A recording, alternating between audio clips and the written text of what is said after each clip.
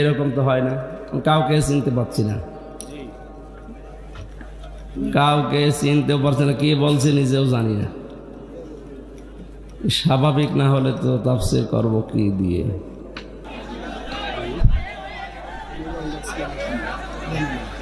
না, আমার তো স্বাভাবিক অবস্থান নেই, আমি আমার কন্ট্রোলের বাইরে,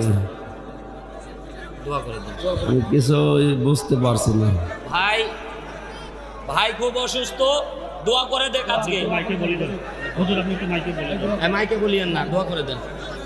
জোহরের পর থেকে অসুস্থ হয়ে পড়েছি, আমার শরীরের ওপরে কন্ট্রোল নেই, আমি মনে হচ্ছে সৈন্যের ওপরে ভেসে বেড়াচ্ছি, ঝাপসা ঝাপসা দেখা যাচ্ছে। এই 11টার দিকে এক ডাক্তার দেখিয়েছিলাম, ঔষধের ডোজ মনে হয় রিয়্যাক্ট করেছে। এরকম তো হয় না।